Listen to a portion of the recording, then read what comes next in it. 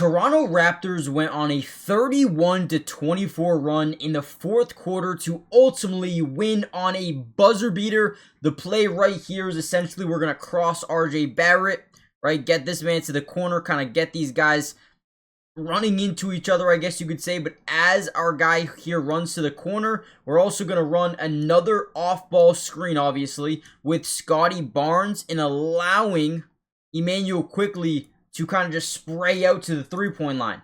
Now, again, they're down by 2, so if you go for the 3, you win the game, right? So, great screen here. We are going to run right off the hip. We're going to explode towards the ball, and then as you catch, boom, turns, fires, and gets it to go to win the ball game. Toronto Raptors are one of my favorite teams to watch because the effort level is always on 100. In this game specifically, they lost Brandon Ingram early on in the game. Things weren't looking great. Obviously, they had to go on a run to win it. But one guy that is always standing out to me is rookie Colin Murray-Boyles. I mean, this dude had 15 rebounds in this game, 6 of those coming on the offensive glass. Unreal.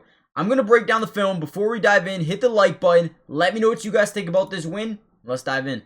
Another big time play here. This is going to be the start of the comeback. They're down by 8 with about 8 minutes left to go in the ball game. Essentially right here, we're going to get this little screen. We're going to utilize it both ways, kind of like a Barrett sets it one way, sets it the other, reads how the defense is going to play it. But ultimately, as we get this leverage to the lane, you're going to see this topside defender start to do what we call ball watching. And you never want to do that as a defender, right? You can stagger, but you have to make sure you understand where your guy is. So right here, he staggers, but he loses vision or loses sight of his guy quickly, who is just going to fill the space, fill the void, right? Get back to the middle of the floor. This guy thinks his guy that he's supposed to be guarding is going to stay on his outside shoulder, and ultimately, boom, we get a no-look pass. He jumps in the wrong direction. Now we have separation for a 3, and Quickley, just like the game winner, hits another one to spark this run here. I thought that was another really key play for the Raptors. Look at this play. Speak of Emanuel Quickley, we're going to get this little behind the back DHO, little dribble handoff, boom. We're going to get in the way of his defender as we come off this thing. You see all the leverage is towards the middle of the floor right now. So if we can get this and kind of sprint, right, accelerate quickly off that DHO, we're going to get a lot of room. And basically what he does is break down his defender. He's going to sell as if he's going to stop and shoot the ball, and ultimately, boom, right? Looks up at the basket, gets his defender to bite up, and once he bites up, we drive by him to the outside shoulder. Weak side defender is not doing anything because obviously our guy on the weak side dunker spot is doing a great job getting offensive second chance opportunity. So he is like a focal point, and you go back, you look at him, right? He is so focused on being like, I'm not going to allow you to get another offensive rebound. I can't, right? It's my job to make sure you don't, and that gives us extra space to finish that layup. Quickley was huge, man. I mean, that's 3 plays, 3 buckets by Quickley. 8 points. All right, another play kind of created by Emanuel Quickley here. Bringing the ball up, we're going to get this screen from CMB.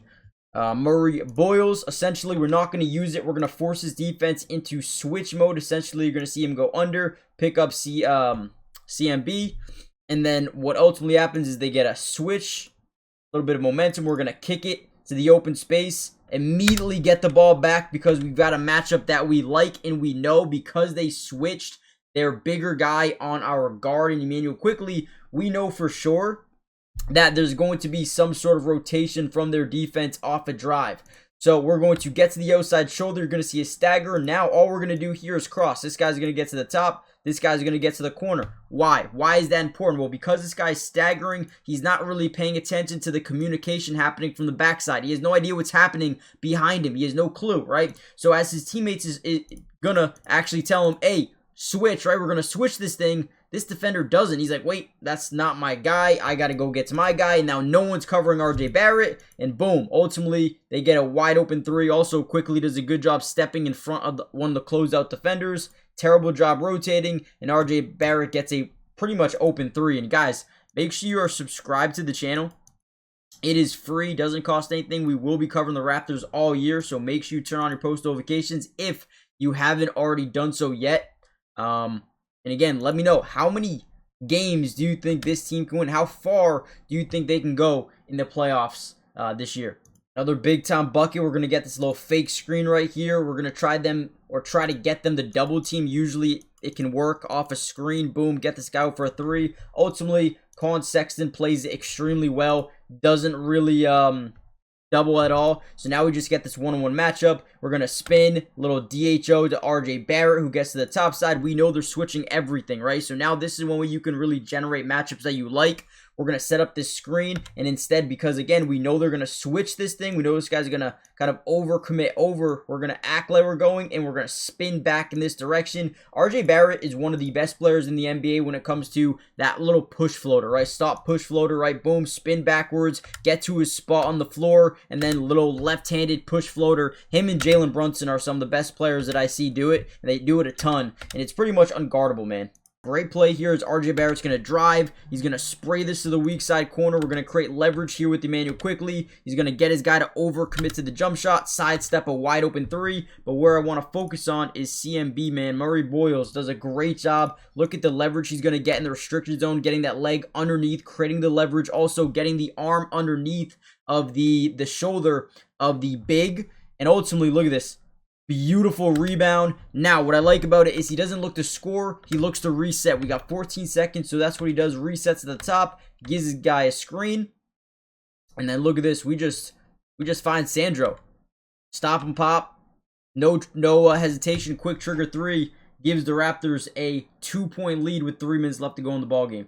RJ Barrett made a couple of really tough shots down the stretch, down by 3. 1 minute left to go in the ball game. Look at this, gets an ISO, gets the foot planted. Obviously, we know defenses love to force baseline or just force to the outside shoulder because they have an extra defender with the out of bounds marker, obviously. So that's why you kind of see him playing the inside. But RJ Barrett takes way too much advantage of it. They know they can't rotate from the strong side because if you do, you're going to give Sandro, who is a reliable 3-point shooter for the most part, I feel like over the last few weeks, he's been pretty damn good. I'm not going to lie to you. He was 2 of 4 from downtown this game. So again, they know they can't leave this man open. This season, shooting about 37.5% from downtown. You'll take that, right? But drives in, creates a stagger, but not a double team from the strong side corner. And then look at this. Boom. Body contact. Love the shoulder. Get that contact off the window. And 1. Sound dumb. Time to go tie this game up with under a minute.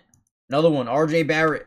Look at him get low. He's going to stop on a dime, spin, pump fake, get his guy into the airspace, but on his tippy toes because now he can't contest. He's already kind of on his toes trying to get back on the ground. And as he does, no real contest. Tough shot for sure. Tough shot. Gets it up, gets it to go, ties the game up at 94 apiece. And then ultimately we have the game winner here by Emanuel Quickley, who gets this thing up with no hesitation at all. Got to give this team credit. They are just finding ways to win games, and that is important if you're going to compete in or for a championship. You got to find ways to win, not find ways to lose. So big shout out to the Raptors. Let me know what you guys think. It was a quick breakdown.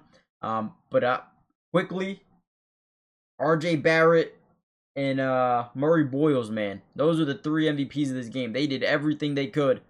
Quickley early, RJ Barrett through the late stages of the 4th, and then Quickley hits the game winner. So great job. Let me know what you guys think. I'll see you in the next one. Peace.